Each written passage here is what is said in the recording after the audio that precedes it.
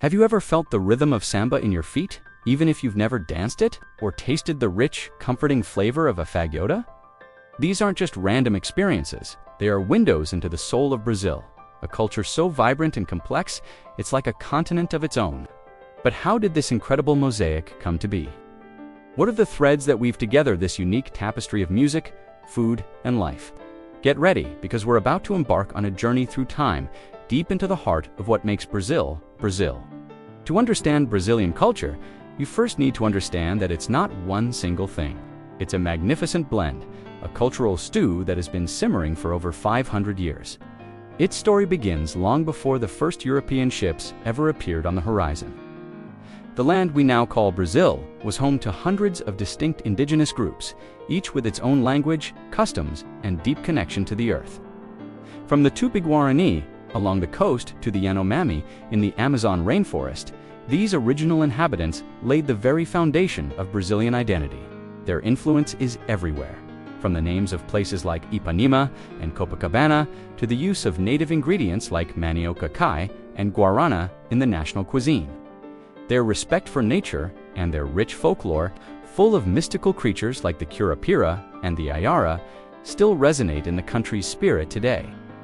Then, in the year 1500, a dramatic new chapter began.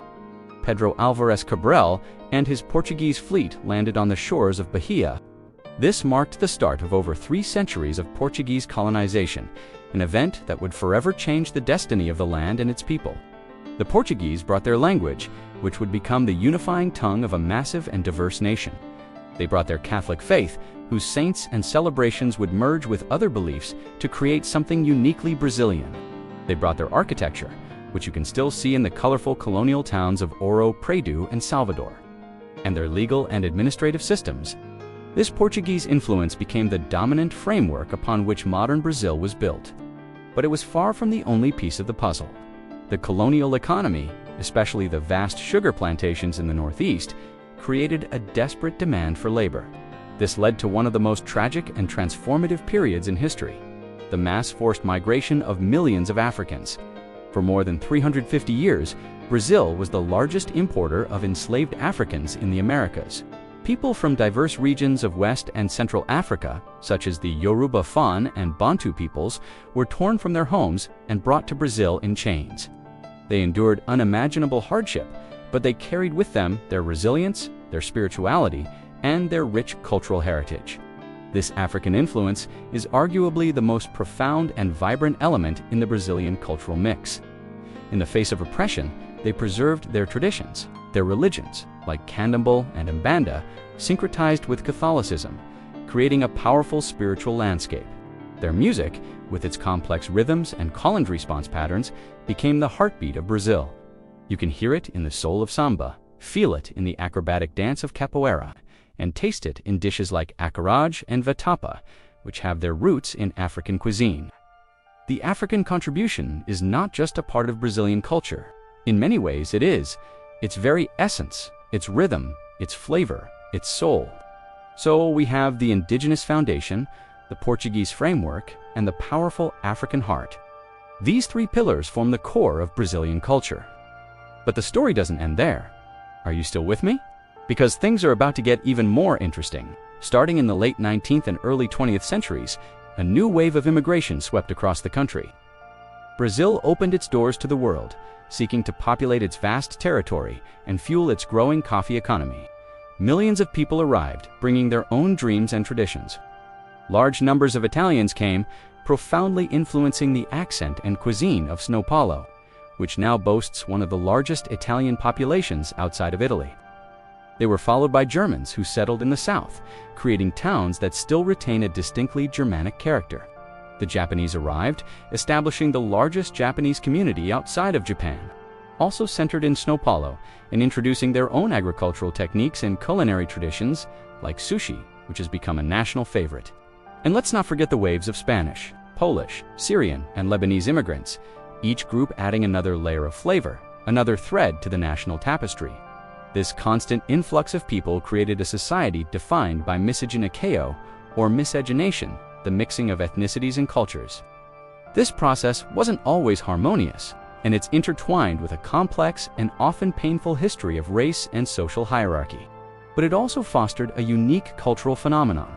In Brazil, it's not about assimilation into one dominant culture, but rather a continuous process of fusion and reinvention. A perfect example is the food.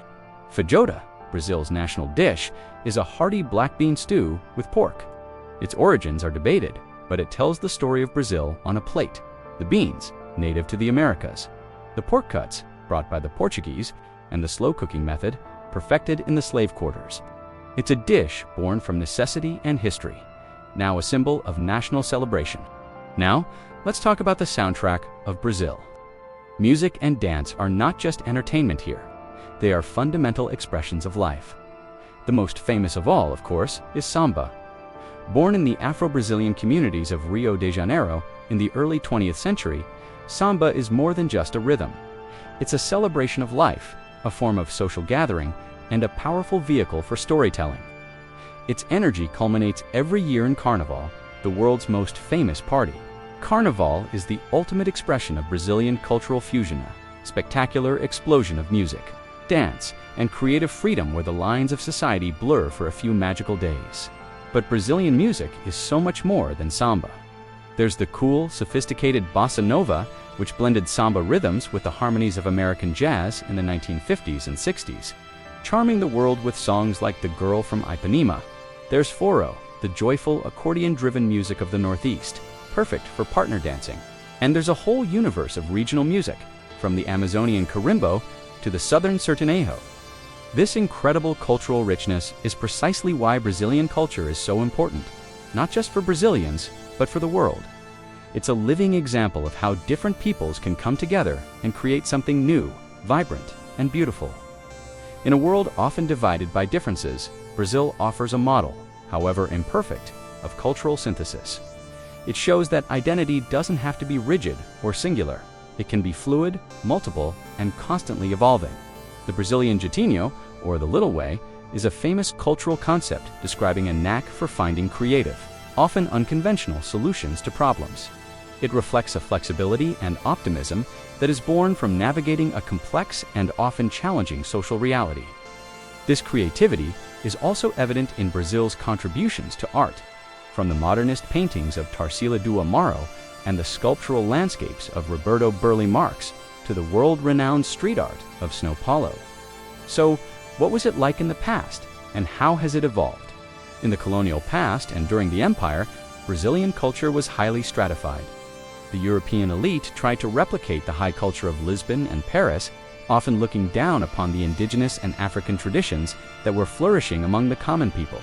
But these grassroots cultures were too powerful to be suppressed.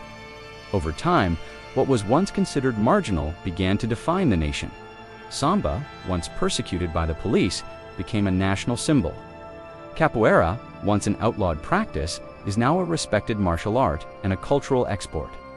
In the 20th century, Brazil went through a process of actively embracing its mixed heritage.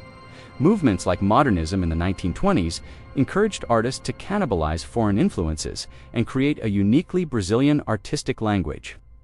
Today, in the 21st century, Brazilian culture continues to evolve at a dizzying pace.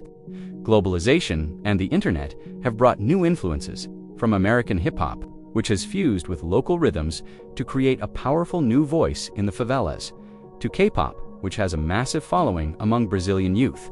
Social media allows for an unprecedented exchange of cultural trends both within Brazil and with the rest of the world.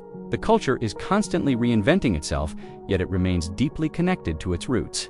Young chefs are rediscovering and celebrating indigenous ingredients from the Amazon. Funk carioca, a raw and energetic sound from Rio's favelas, has conquered the globe. The fight for the recognition and rights of indigenous and Afro-Brazilian communities continues to shape the cultural and political conversation, ensuring that the story of Brazil is told more inclusively than ever before. From the deep spirituality of its indigenous ancestors and the rhythmic soul of Africa, to the traditions of Europe and the ambition of immigrants from every corner of the globe, Brazilian culture is a testament to the power of human connection and resilience. It's a culture that you feel in your body, taste on your tongue, and hear in the rhythm of a drum. It is a story of pain and joy, of struggle and celebration. a story that is still being written every single day in the streets, beaches, forests, and cities of this incredible country. It's a story of a people who have mastered the art of turning diversity into a source of unparalleled strength and creativity. Thank you so much for joining us on this deep dive into the history of Brazilian culture. If you enjoyed this journey and want to explore more fascinating stories from around the world, don't forget to hit that like button. And more importantly, subscribe to our channel so you won't miss our next adventure. We'll see you in the next video.